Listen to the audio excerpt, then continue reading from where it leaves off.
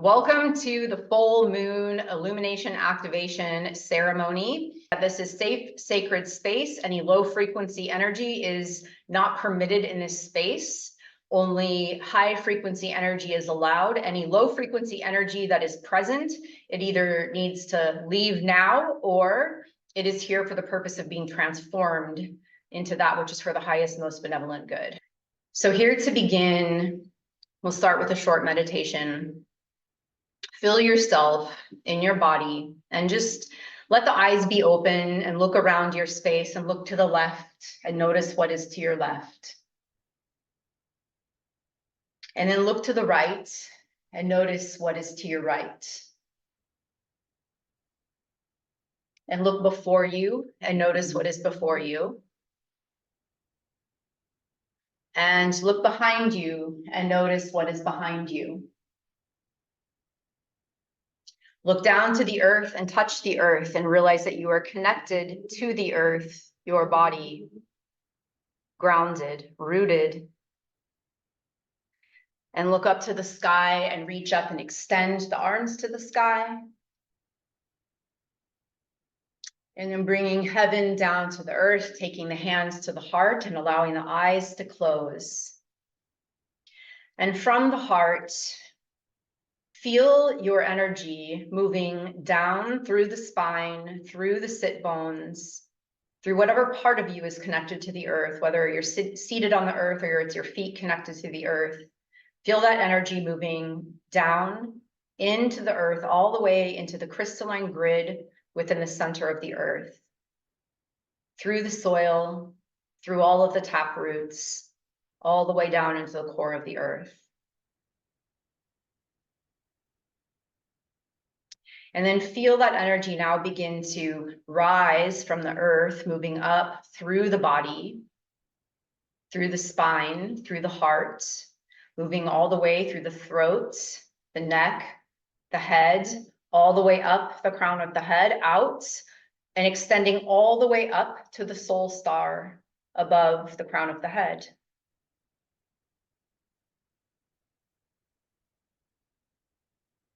And then bringing that energy back down and like a wave, letting that energy travel unobstructed from heaven to earth and earth to heaven. And as you feel that current of energy flowing through you unobstructed, bring your awareness now to your breath at first, allowing the breath to be natural without changing any component of the breath. Just notice how you're breathing.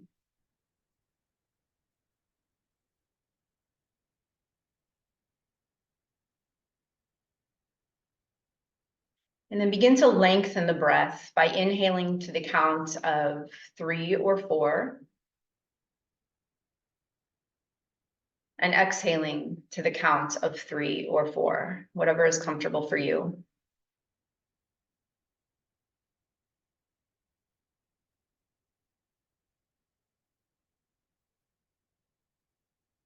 And with each exhalation, allow whatever density, tension, tightness, stagnation, confusion, doubt, fear to leave with each exhalation.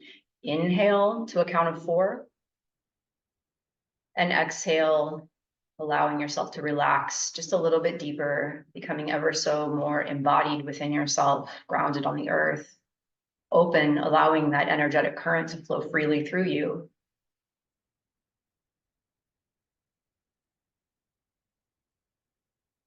And now with the next inhalation, inhale to a count of 3 or 4, and then hold. At the top of the inhalation, hold the breath to 3 or 4. And exhale to the same count. Holding at the bottom of the exhalation. Inhale. Hold. Exhale. Hold. Inhale. Hold. Exhale. Hold. One more time. Inhale.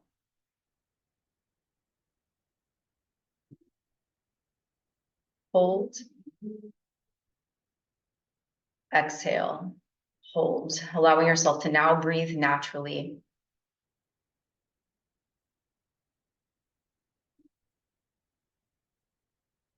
And take the palms to the belly. And take 3 conscious breaths into the belly.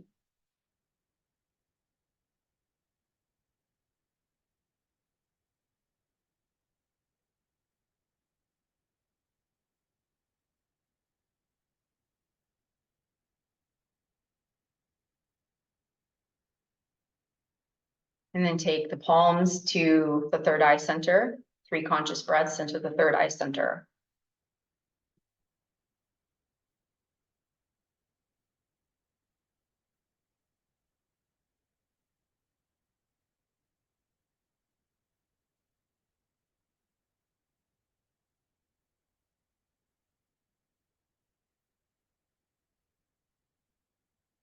And connecting all of this energy in the heart, palms to the heart, 3 breaths into the heart.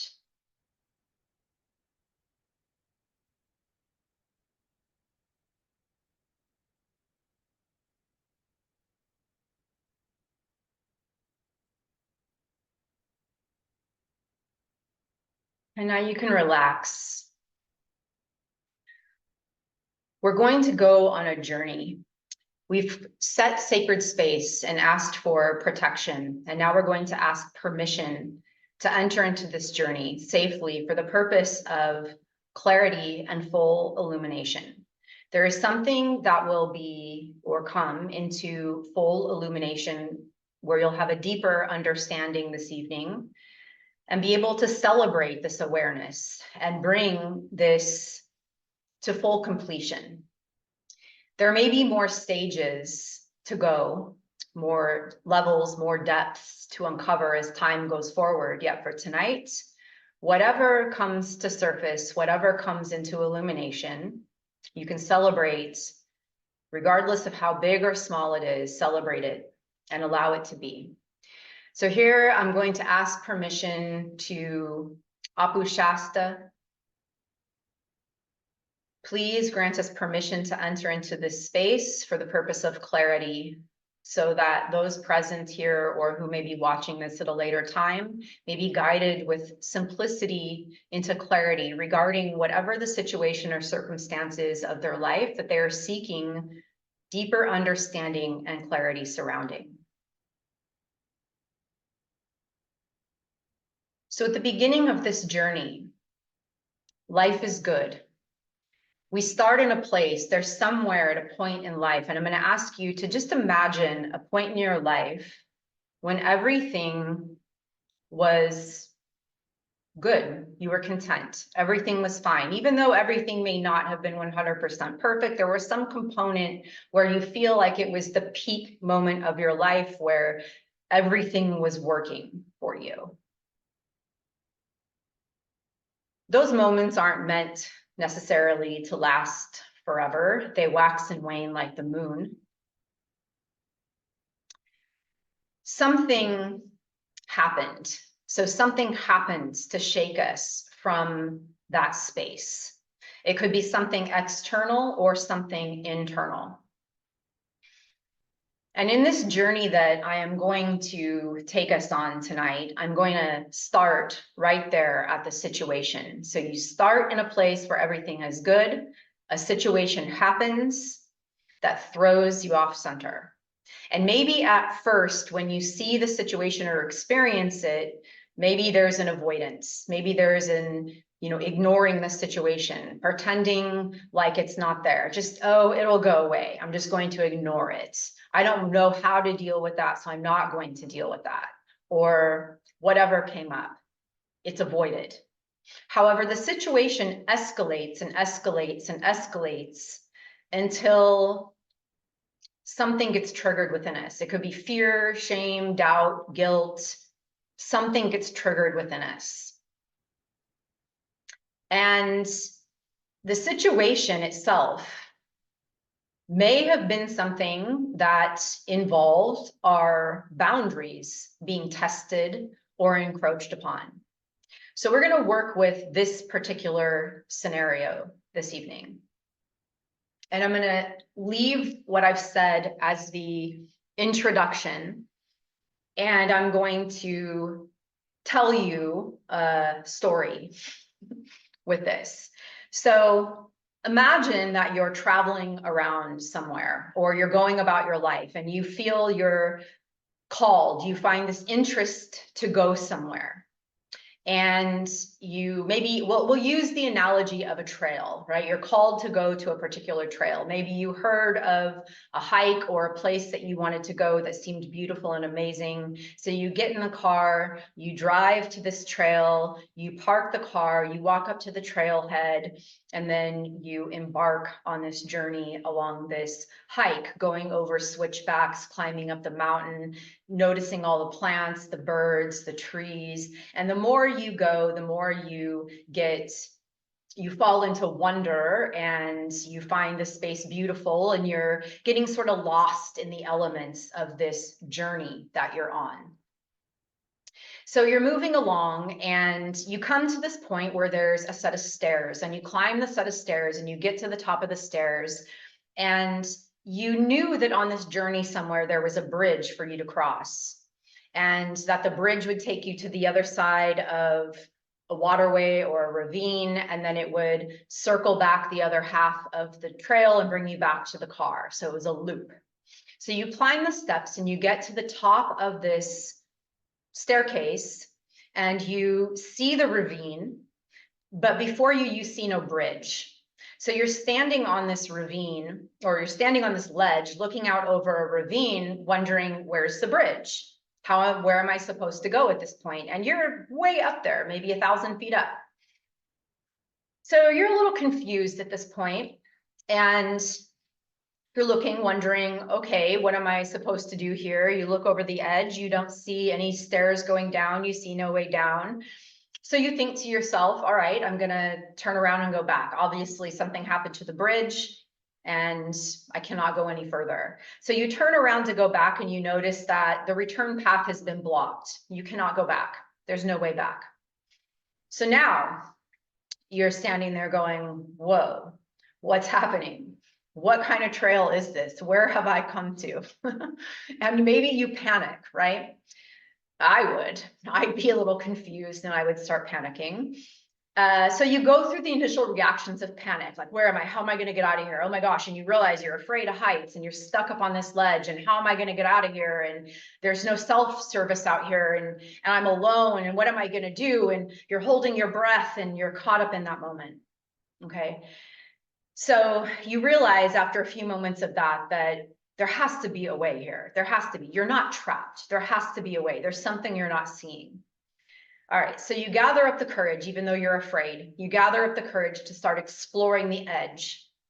So you sit down on the earth, stick a leg down the side to see if maybe there is a ladder or some stairs that maybe you're not seeing, and there's not. And you think, okay, so then you stick a hand or a leg out across the space where you would expect there to be a bridge, and you bump into something. And you think, okay, there's something out there, but I'm not seeing anything. What's going on here? So there's this gap in front of you, and there's something over there. You're not sure what it is. To cross this empty space, you have to cross it. You're going to have to go somewhere. You can't just stay there where you are. So it's going to take faith, right? It's going to take, some people might say, a leap of faith, right? I don't like a leap of faith because sometimes leaps of faith are too frightening. They don't work. So I like to think of it as a sure-footed step of faith, right? So you were fortunate enough to feel that there is something out there. You can't see it, but you can feel that there is some kind of a structure there. It's going to require faith and courage to get across. So you reach out, you grab onto whatever you find, and you pull yourself over. And as you pull yourself over, you move through a fog and you see that you're on a bridge. Okay, great. You're on this bridge. This bridge that is not connected to where you just came from. So the first point I want to make is this gap is intentional, right? You have to realize that you have to take the first step.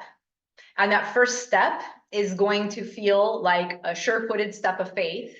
It's going to require you exploring what is around you, but actually taking that step, okay? Then from there, you have to realize that the gap, for one, it seems like there is no way, and it seems like there's no bridge.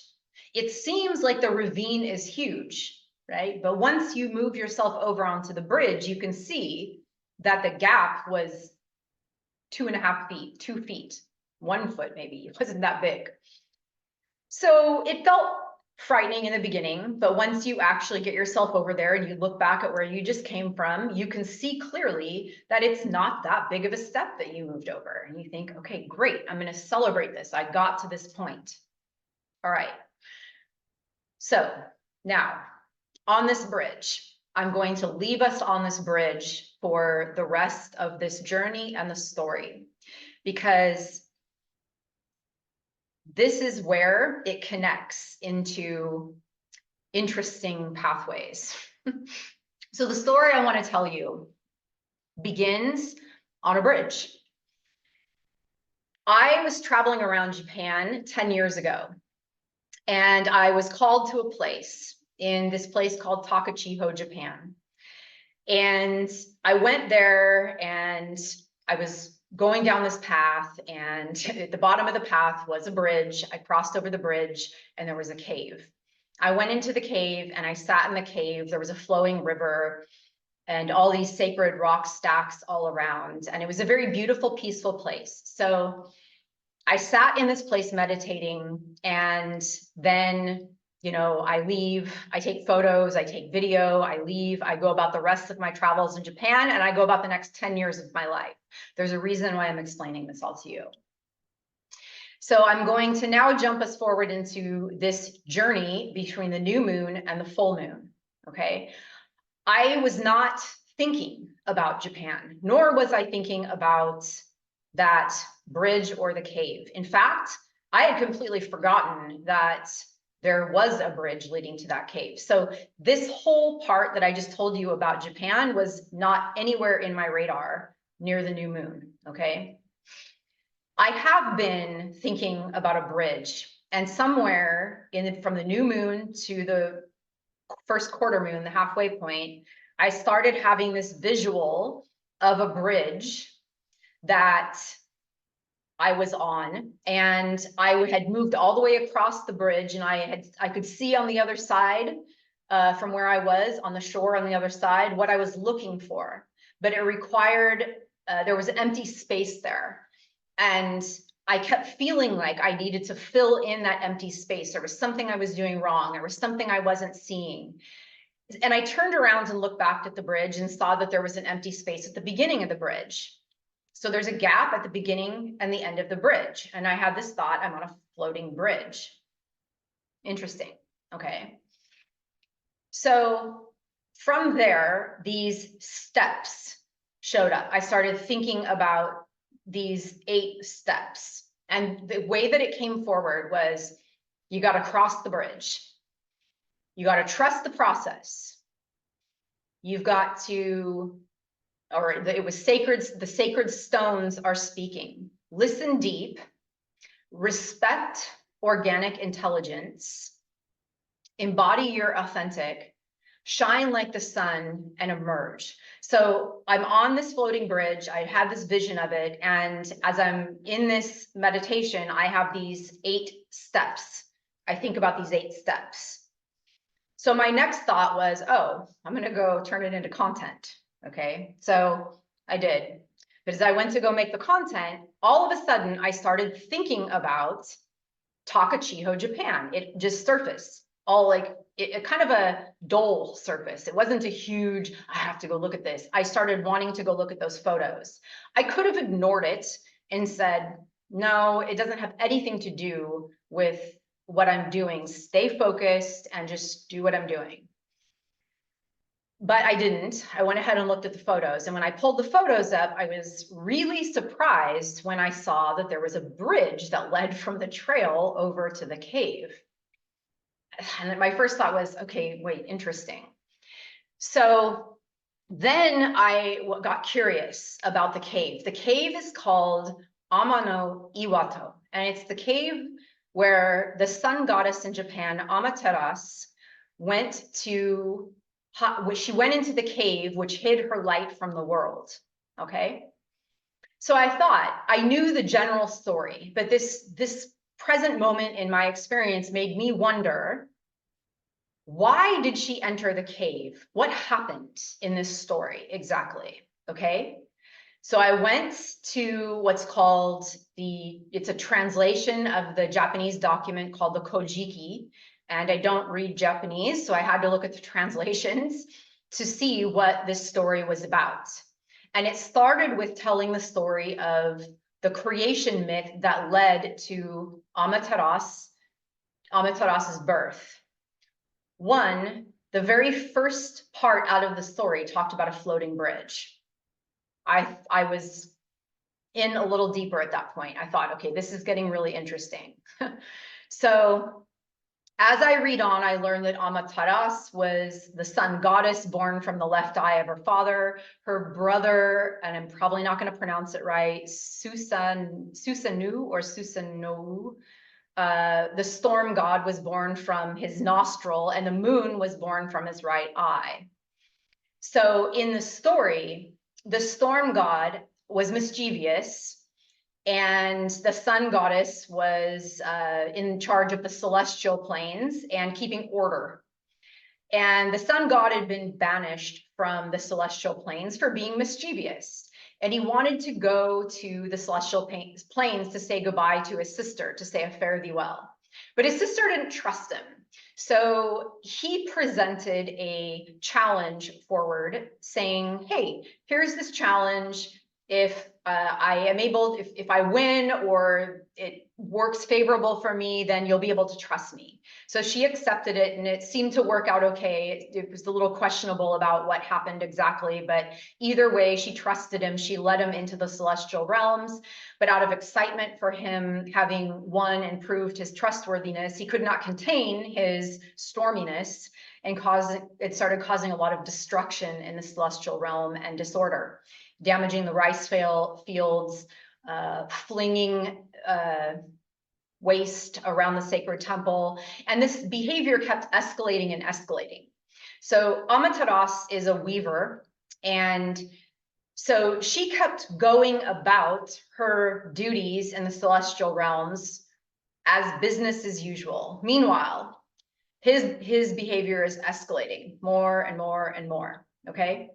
Then there was a point where the storm god threw a mutilated animal through the roof of the sacred temple, and it landed in front of one of Amaterasu's weaving maidens, causing her to die.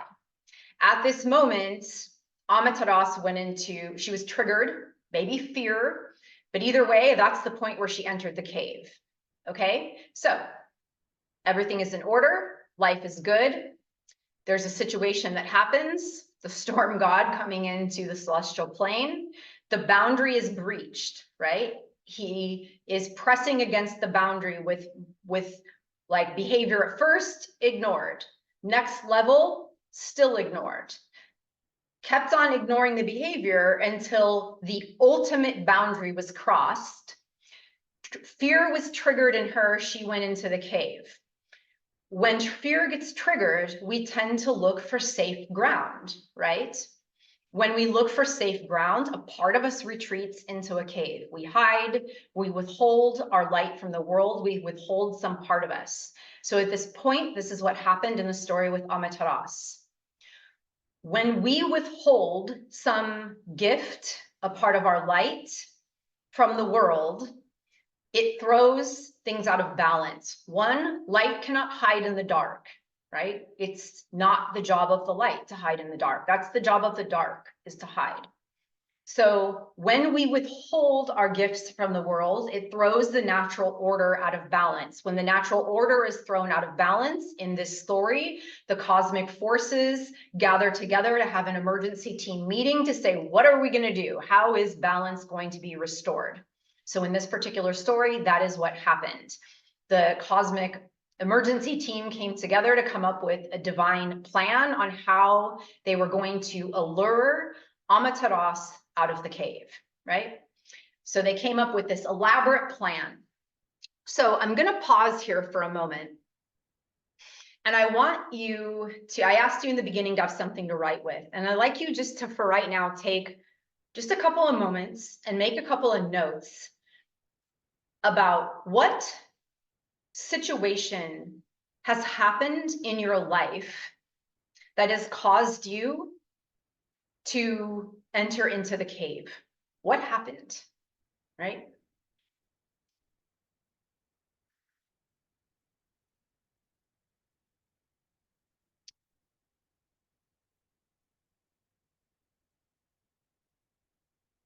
And you can note what it triggered. Did it trigger fear? Did it trigger shame or guilt? What got triggered in you and what happened that caused you to enter into the cave?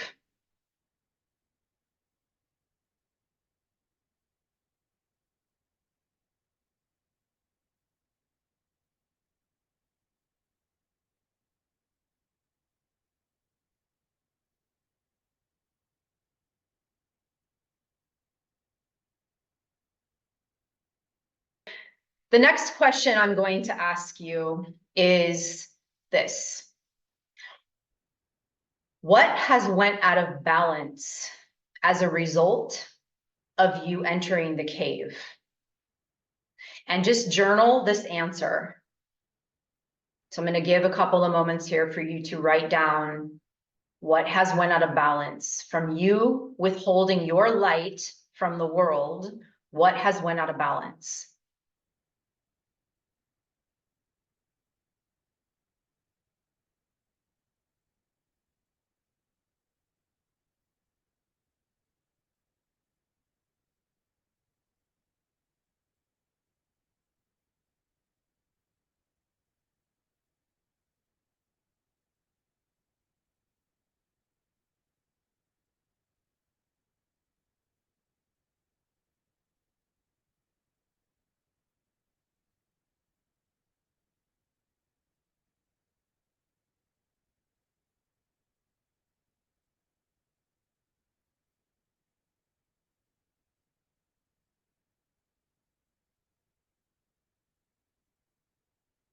Okay, I'm going to move forward in the story.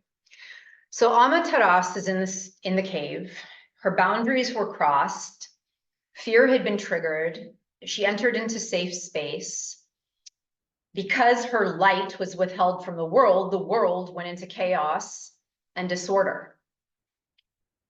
As a result, the cosmic forces had an emergency meeting, gathered together to create a divine intervention plan, right?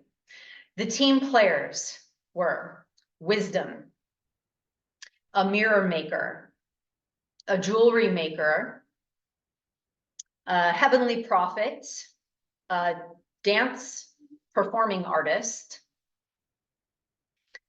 a person who holds up a tree, and strength or grip. So there's, in this story, there are different names for each of these heavenly or goddesses that represent each of those qualities. So to simplify it, I just used those names. There were some implements that needed to be acquired in order to pull off this plan to try to allure her out. Because here's the thing, when we go into that safe place, we get comfortable in that cave, right? And maybe sometimes we're not comfortable in the cave. In fact, when we start to get agitated in the cave, it's likely a sign that the cosmic forces are attempting to draw us out. When we're starting to feel the agitation is when all those forces are attempting to allure us out. But there's a point where we're comfortable in that cave, right? We're safe, we're in safe ground. So Amaterasu closes the door. She puts a heavenly rock outside the door and completely barricades it so her light cannot get out at all. And all these different beings were coming to try to allure her out, and she was not going to budge, right? It's that place where, you know, no matter what happens, We are not going to budge. We've got our ideas set about the way we want it, about how it needs to be, what we think it is, and we put ourselves in that space and that's it, right? Okay, I'm only coming out on my terms in this way and no other way, right? Okay, but everything is out of balance, and the bottom line is we're not coming out. So this divine intervention plan required getting together a particular type of a tree, a sakaki tree, which is an evergreen tree, and it marks, in this myth, it marks sacred space. So that particular tree is a sacred tree. It required the mirror maker building a giant mirror, okay? It involved the jewelry maker to build strands of decorative beads. It required blue and white strings of cloth, which, according to this myth and lineage, from my understanding, the cloth is also a symbol of sacred space as well. And also the cockerels, the roosters, which were Amateras's bird, right? So all of these implements were gathered, built, created, put together. The plan involved the tree was needed to be placed outside of the cave, decorated with the beads and the ribbons, and the mirror placed in front of the tree outside the cave, right? And then all the divine team members had to get into place, right? The one who held up the tree had to hold it up because they had to move this tree from some location to the cave. So the tree had to be held up. And then the patron god of strength or grip took his position next to the heavenly rock outside the cave. The dancer took space on a stage that was built outside the cave. And wisdom and all of the other, gods and goddesses and beings that gathered together to participate in this performance art celebration that was going to take place. It had to happen at a specific time. Now, of course, divine time is important here because the purpose was to draw the light out. This was the sun goddess we're talking about. So if we're going to draw the sun light out, it makes sense for it to happen at dawn, right? So that was the time. It was just going to take place at dawn, divine time at dawn. Okay, so at dawn, the cockerels crowed, and the heavenly prophet burned incense and began to invoke words to call forward the reappearance of the light. Calling forward Taita Inti, the sun, the light, to come forward, to return, saying, come, come, return, come into this space, be present. We are missing your light. We appreciate your light. Please, please shine your light. The world has fallen into chaos and disorder. Everything is out of balance from you withholding your light from the world, okay? So then the dancer begins to dance. So there's a style of dance that is comedic revelry. So this dancer was adorned the dancer was the goddess of dawn. And she was adorned in leaves, and she began to dance. And the more she danced, the more entranced she got, and she was scantily dressed. And so the more she danced, the more all of the patron gods and all of the people watching began to fall into merriment and laughter and cheering her on. So as they were cheering her on, all this commotion was happening, right? All this sound was going on.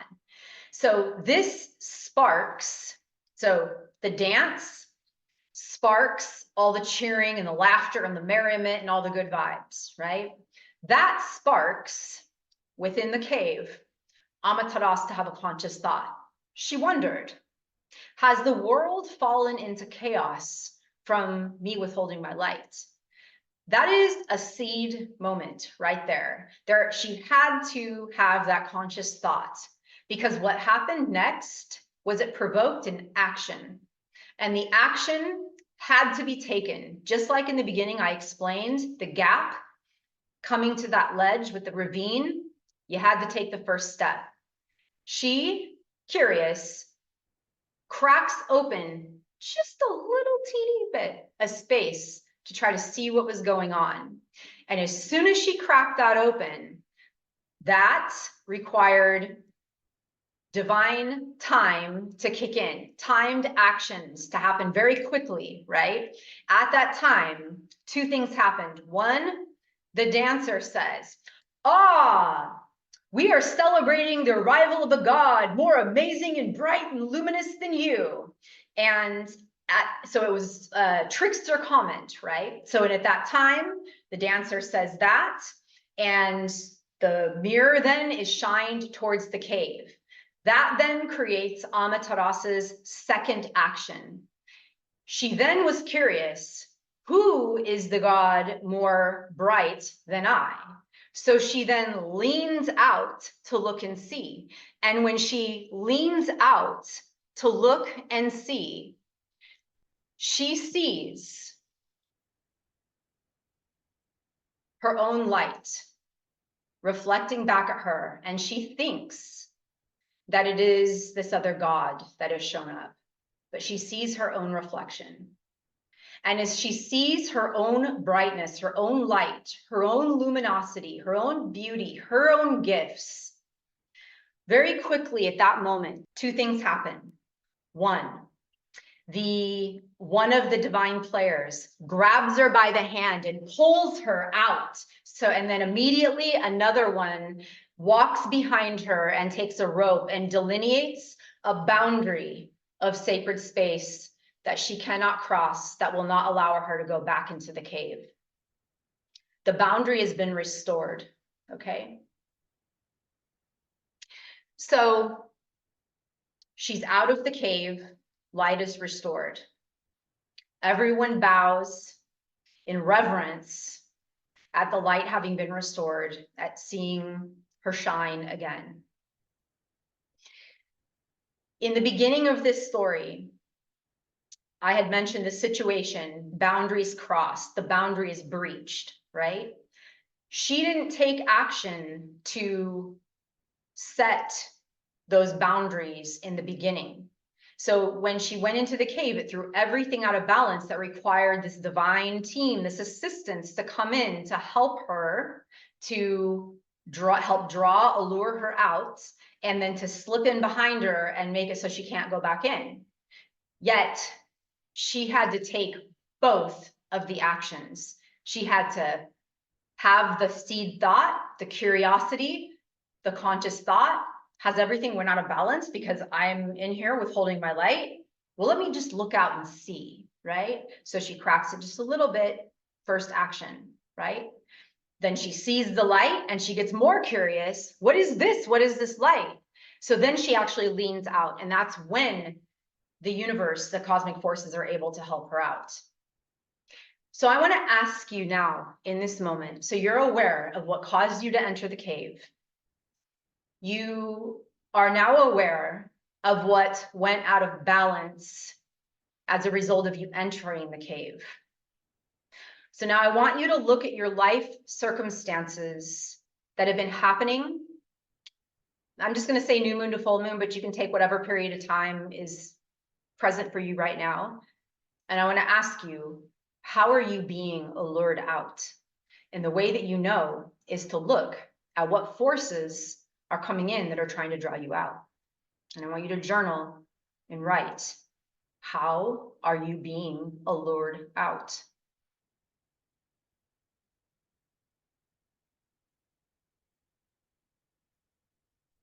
There's a couple of things I really like about this story. And one is it required a team effort.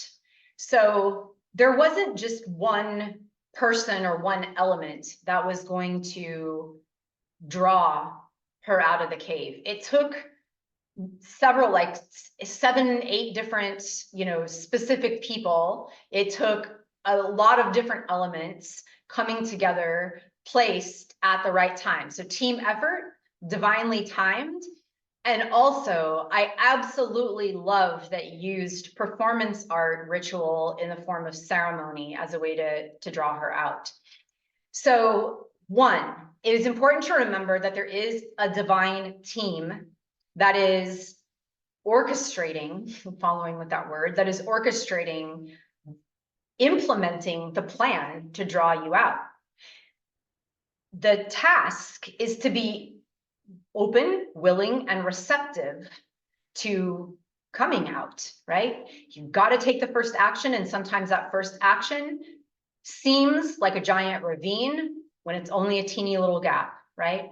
And sometimes it seems like there's nothing there when there actually is. When there is that little, like I said, my entryway into this, that brought all of this into illumination for me, was a dull, like I said, it was a dull feeling, a dull call. It wasn't a strong urge. It was just a simple, like, little thought that I could have just blown off to go look at those photos, right? The act of going to look at those photos brought forward wisdom. These seeds were planted 10 years ago when I sat in the cave, right? It took all of that time for them to come into this full awareness, right? In fact, it took all of that time and everything I've been for, because here's the thing. 10 years ago, I was able to get on a stage and dance and perform with fire, but would I have been able to sit here and do what I'm doing now with you on a call and speak? No, because fire may have been my first fear and maybe caused me to go in a cave, and that I eventually had to come out. But fire was my comfort zone, right? It was my uncomfort zone in the beginning. Performing, I was shy. Performing was my uncomfort zone. Fire was my fear, but I overcame that, and so far overcame it that I became very comfortable in it, right?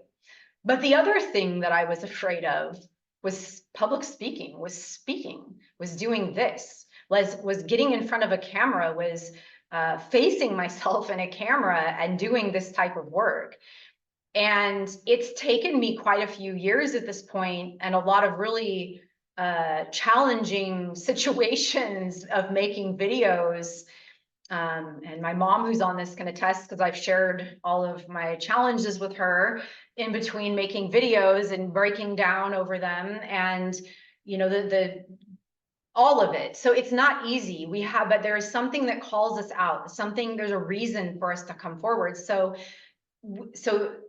that those seeds took 10 years to germinate, to be nourished through dancing, through performing, through everything I've been through to get to the point. But I had to take the first step. I had to say, okay, I have this vision of what I want to create.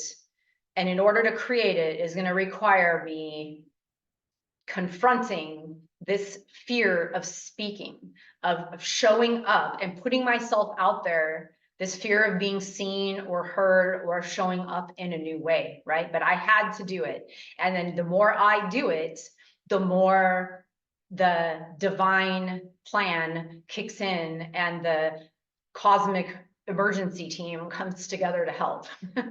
So I present this template and this story to you so that as you move forward now past the full moon, you now have this awareness of what caused you to enter the cave, what went out of balance as a result of you entering the cave, and how you're being allured out. And when you're aware of how you're being allured out of the cave, then it becomes, I don't want to say easier, but it becomes maybe more obvious and possible for us to then take some steps in the right direction that will be in alignment with that plan to come all the way out, so that our life can experience the shifts and changes that are for its highest good, that we can move in a good way and come into a place where we're not still sitting in the cave being agitated and feeling uncomfortable, right? And even though the cave might feel comfortable in the beginning, it eventually doesn't feel comfortable, right? And when it doesn't feel comfortable, like I said, that's the divine intervention plan knocking on the door, right? That's all of it trying to drag us out and us resisting it, saying, I don't want to, right? Okay.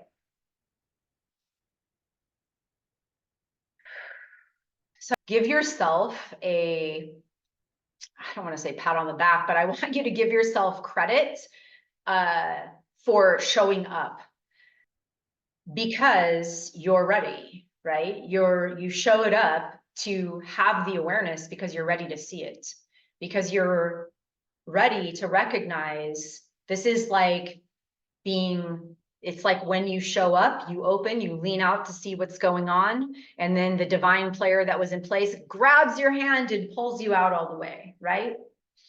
Yeah. So you can think of tonight as that.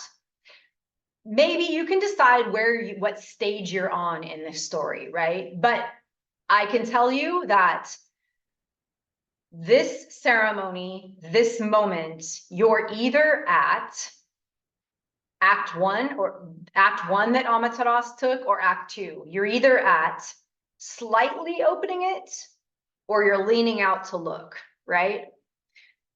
Because if you weren't there, you wouldn't have showed up tonight. So you're at least at that point of the story. And so I left us on the bridge for this story, this floating bridge.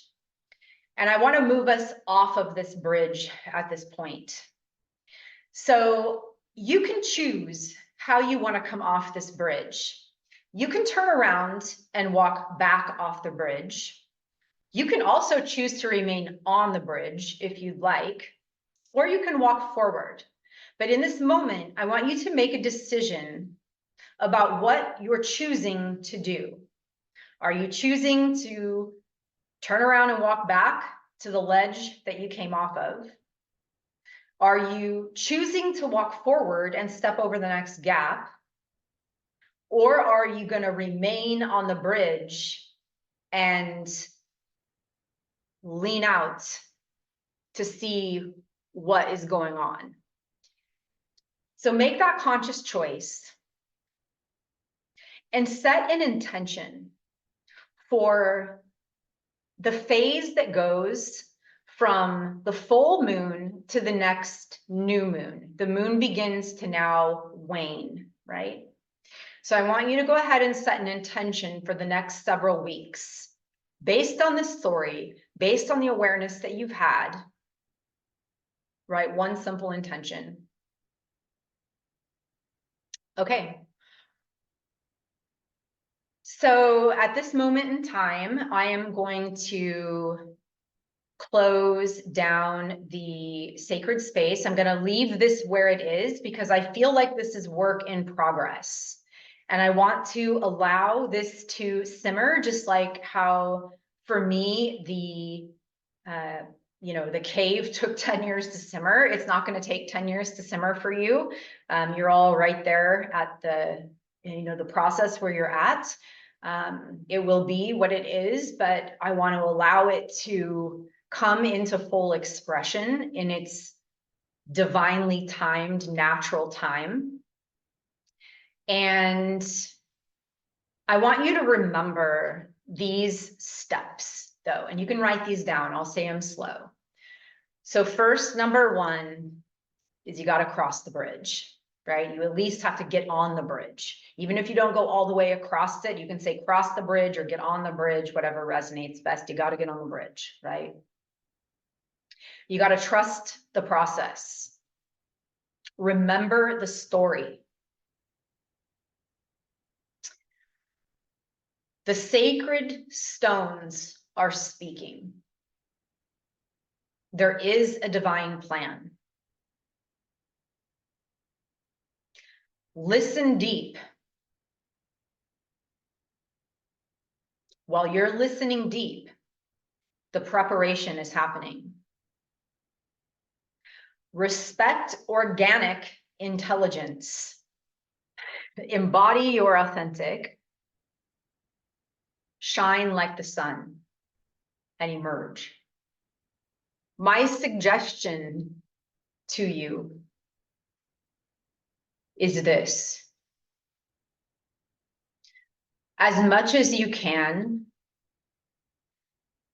in any moment, especially moments where you're in doubt, fear, or you're not recognizing your light, go sit in the sun.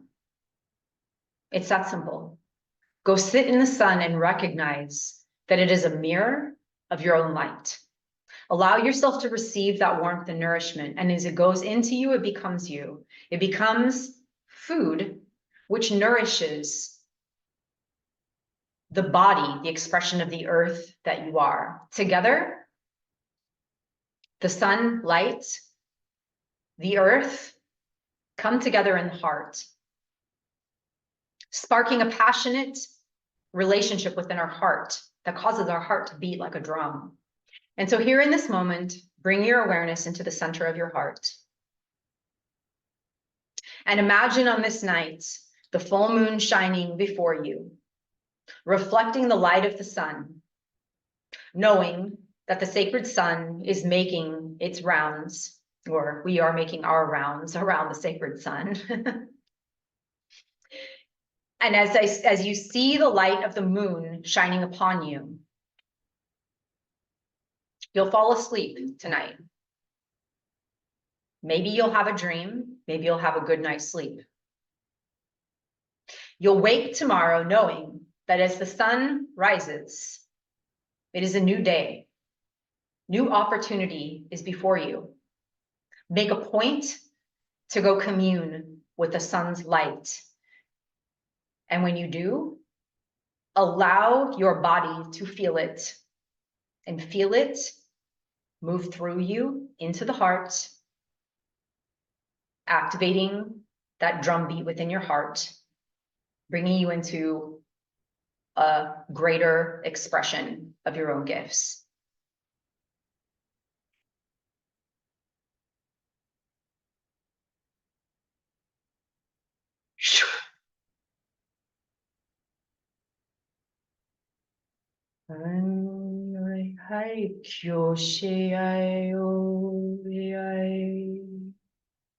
Anyo hewa tiai keisho.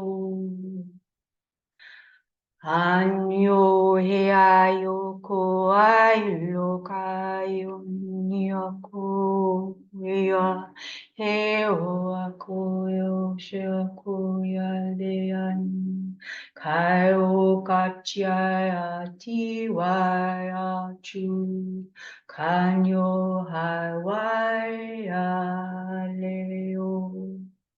Anyai kachiyo kayo anyo ayo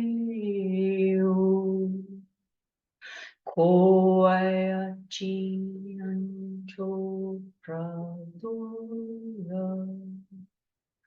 anyo kayo ayo she.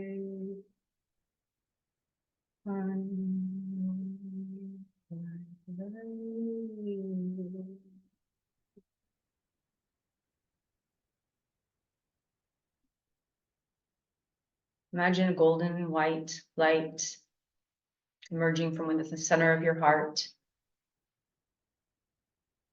expanding out from the heart, moving through all of your bones, your veins, your blood coursing through you, energizing, cleaning, clearing all pathways, channels, timelines, and dimensions, dissolving all density, anything that is not as for your highest, most benevolent good, dissolves within this golden white, effervescent light, calling forth from within the good energy.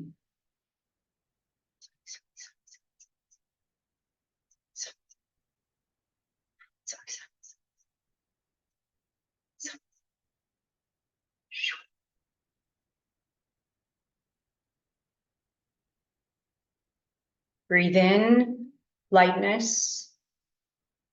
Hold it within the center of your heart. And exhale that sense of lightness out into the space around you.